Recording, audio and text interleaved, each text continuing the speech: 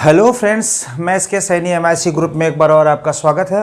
और board examination के दृष्टिकोण से 16 फरवरी से आपका एग्ज़ाम शुरू हो गया है और आज दूसरा पेपर भी समाप्त हो गया है। इसी के संदर्भ में पूर्ण प्रतियोगिता के अंतर्गत उत्पादन तथा कीमत का निर्धारण का हमने 2 वीडियो का अध्ययन कर लिया है। उसी में एक था कि पूर्ण प्रतियोगिता में उद्योग एवं फर्म का संतुलन, यानी उद्योग एवं फर्म का हम संतुलन कैसे स्थापित करेंगे, इसी पे हम वीडियो लेकर के आए हैं। तो समझने का प्रयास करते हैं उद्योग एवं फर्म। सबसे पहले उद्योग एवं फर्म को हम समझ लेते हैं। इसके पहले वाले वीडियो में हम समझाए थे, लेकिन सोच रहे हैं कि इसमें भी संक्षिप्त 1 मिनट के अंतर्गत हम कह सकते उद्योग एक बड़ी इकाई। उद्योग क्या है?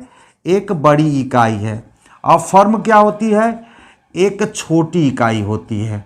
हम कह सकते हैं फर्म एक छोटी इकाई होती है, यानी हम कह सकते हैं छोटी छोटी इकाइयों के समूह को हम फर्म कहते हैं। यानी फर्मों के समूह को हम क्या कहते हैं? उद्योग कहते हैं। सॉरी, यानी फर्मों के समूह को हम उद्योग कहते हैं। यानी हम कह सकते हैं यह बड़ी इकाई है, यह एक छोटी इकाई है। आइए हम इसी से के संदर्भ में एक छोटा सा एग्जाम्पल हम आपको दे करके समझाना चाहेंगे फर्म उद्योग में क्या संबंध होता है। तो देखिए फर्म क्या होता है, जैसे हमने आपको बताया था एग्जाम्पल दे करके, सीमेंट उद्योग, यानी ये क्या है? यह उद्योग है। ये क्या है? उद्योग है। और मैं आपको लिख देता हूं कि फर्म क्या होता है। फर्म क्या होता है? देखिए, किसी भी कंपनी के द्वारा उत्पादित सीमेंट से हम कंस्ट्रक्शन का ही काम लेते हैं। मकान बनाने, पुल पुलिया बनाने, रोड सड़क बनाने का काम करते हैं। सभी सीमेंट का काम यही है। न कि हम लोग शरीर में लेपन का काम लेते हैं, ना हमको भोजन सामग्री में डालने का काम लेते हैं। तो जैसे मान लीजिए फर्म की हम बात करते हैं, ये क्या है? जैसे मान लीजिए आपने ACC का नाम सुना होगा। ये भी एक सीमेंट है। इसी में आप देखेंगे ACC गोल्ड है, ये भी एक आपका सीमेंट है। आप इसी में देखे होंगे कि रिलायंस भी एक सीमेंट है। एक हम आपको देखेंगे कि बिरला एक सीमेंट है। और मान लीजिए अल्ट्राटेक, जो देश का नंबर 1 सीमेंट के नाम से प्रचार आता है, अल्ट्राटेक भी एक सीमेंट है। क्या है? फर्म है। ये सभी फर्में क्या बना रही हैं? सीमेंट बना रही हैं। तो हम कह सकते हैं इन फर्मों के समूह को हम क्या कहते हैं? उद्योग कहते हैं। यानी फर्मों के समूह को क्या हम कहते हैं? उद्योग कहते हैं।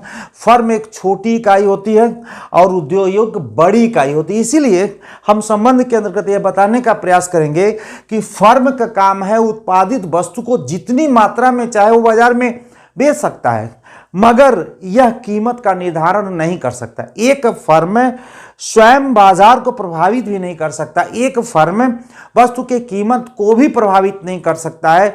वो बाजार में उत्पादित वस्तुओं को बेच सकता है, जितनी चाहे उतनी मात्रा में वो प्रचलित कीमत पे बेच सकता है, न कि वो कीमत को प्रभावित कर सकता है। तो आइए हम उद्योग और फर्म के बीच के संबंध को समझने से पहले 2 पंक्तियों में हम लिख करके आपको बताने का प्रयास करते हैं, जो आपको समझ में आएगा। इसके बाद मैं एक डायग्राम से बताऊंगा। यानी पूर्ण प्रतियोगिता की दशा में फर्म का अर्थ एक व्यक्तिगत, यानी हम कह सकते हैं कि पूर्ण प्रतियोगिता की दशा में पूर्ण प्रतियोगिता की दशा में फर्म का अर्थ एक व्यक्तिगत उत्पादक से होता है। फर्म का जो अर्थ होता है एक व्यक्तिगत उत्पादक से होता है। जैसे मैंने बताया ना कि ACC का काम है अलग प्रोडक्शन है, रिलायंस का काम है अलग प्रोडक्शन करना। एक फर्म यानी व्यक्तिगत उत्पादक से होता है। हम कह सकते हैं जिसमें एक फर्म प्रचलित मूल्य पर, जिसमें कह सकते हैं कि एक फर्म प्रचलित मूल्य पर जितनी चाहे मात्रा बेच सकती है, परंतु वह कीमत को प्रभावित नहीं कर सकती है, प्रभावित नहीं कर सकती है। यानी हम कह सकते हैं एक फर्म, मैंने बताया जितनी मात्रा चाहे वो बेच सकते हैं, परंतु वह कीमत को प्रभावित नहीं कर सकता, बाजार मूल्य को प्रभावित नहीं कर सकता, बाजार मूल्य में ना वृद्धि कर सकता है ना कमी कर सकता है। इस फर्म के अंतर्गत 2-3 चीजें होती हैं। इसमें आती है AR होता है और MR होता है। AR का मतलब होता है एवरेज रेवेन्यू और MR का होता है मतलब मार्जिनल रेवेन्यू। एवरेज रेवेन्यू का मतलब होता है औसत आगम और सीमांत आगम।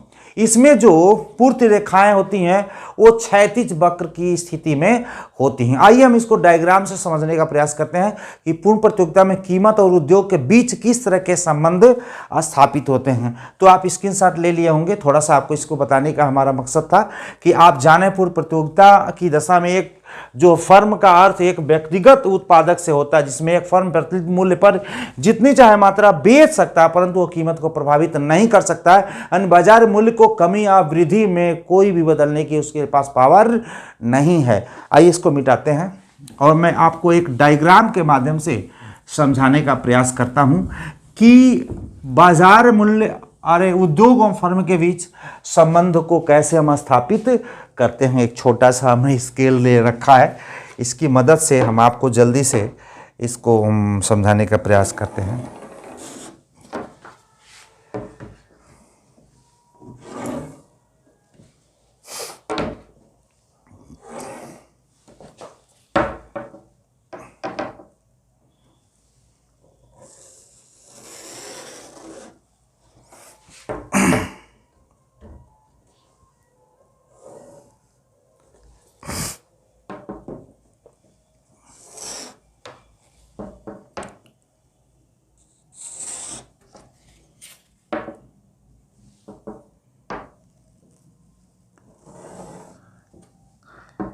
चलिए हम आपको पहले समझाते हैं, नहीं तो आप कंफ्यूज हो जाएंगे। इससे पहले मिटा देते हैं और ये बताते हैं। देखिए ये है आपका OY है, ये आपका OX हो जाएगा, ये भी OX हो जाएगा, OY हो जाएगा और ये हो जाएगा आपका DD और ये हो जाएगा आपका SS। ये हो जाएगा इक्विलिब्रियम पॉइंट, संतुलन का बिंदु। ये हो जाएगा आपका P, जिसमें हो जाएगा ये कीमत यानी प्राइस। यहाँ पे हम सकते हैं वस्तु की मात्रा, यहाँ पे हम दिखाएंगे वस्तु की मात्रा। यहाँ देख सकते हैं DD और SS दोनों एक दूसरे को कहाँ पे काट रहे हैं, E बिंदु पे काट रहे हैं। हम कह सकते हैं कि DD बराबर क्या है, SS बराबर क्या है, E, यानी संतुलन की अवस्था है। यहाँ पे क्या होगा, AR बराबर AMR यानी average revenue equal to marginal revenue. यानी हम कह सकते हैं कि P मूल्य पर हम कह सकते हैं इस P यानी उद्योग के अंतर्गत ये होगा आपका उद्योग और ये हो जाएगा आपका फर्म। यानी ये फर्म इस उद्योग के अंतर्गत सामान बेचने के लिए आया और DD और SS मांग पूर्ति के द्वारा OP कीमत का निर्धारण किया गया, जिसमें क्रेता भी खुश और विक्रेता भी खुश। इसलिए इसी कीमत को फर्म मान लेता है, स्वीकार कर लेता है और इसकी average revenue equal to marginal revenue हो जाता है। ये इसके लिए संतुलन की स्थिति बनती है। लेकिन ऐसी भी स्थितियां आ सकती हैं कि अगर फर्म द्वारा उत्पादित वस्तु का डिमांड बढ़ जाए, बढ़ करके D से D1 हो गया, मांग क्या हो गया, D1 हो गया। तो स्वाभाविक है कि मांग जब बढ़ा, ये ON था ON1 हो गया, मांग बढ़ गया भैया।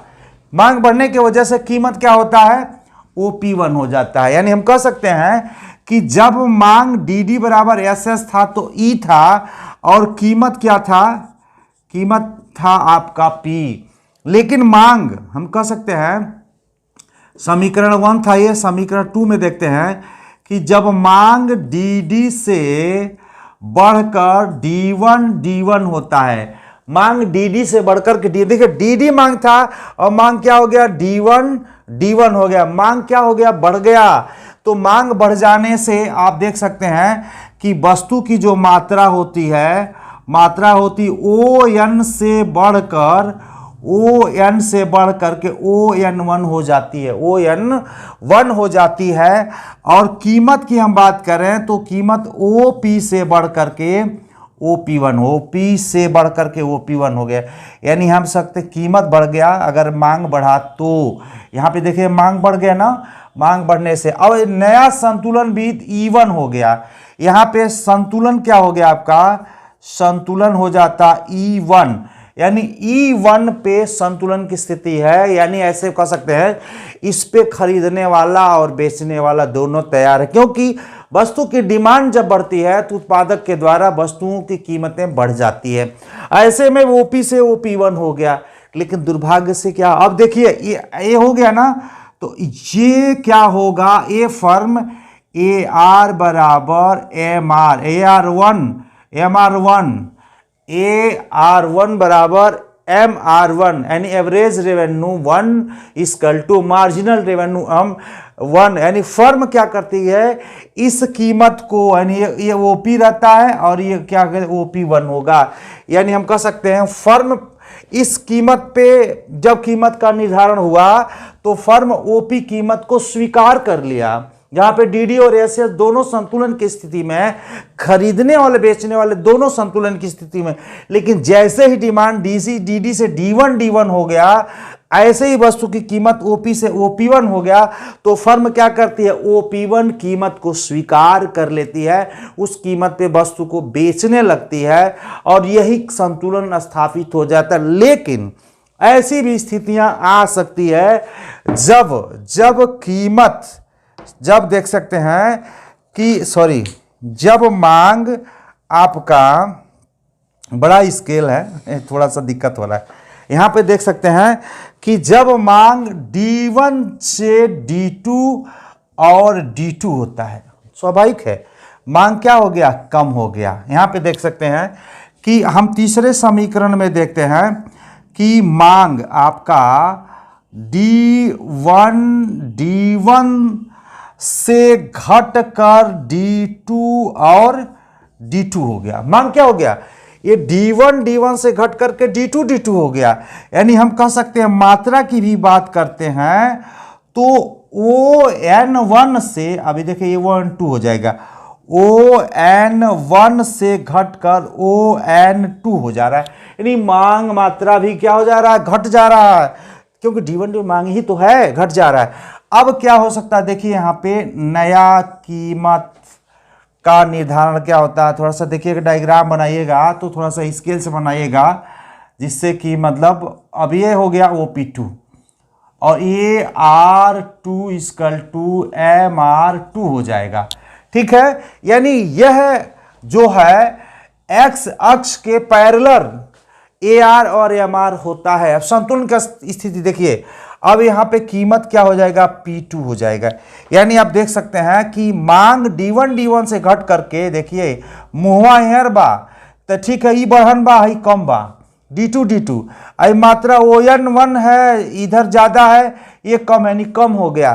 तो यहां पे देखिए तो कीमत क्या हो जाएगी, कीमत भी घटकर OP1 से घटकर OP2 हो जाएगी और नया संतुलन बिंदु होगा E1 से घटकर E2 हो जाएगी। यानी यहाँ पे हो जाएगा E2 हो जाएगा।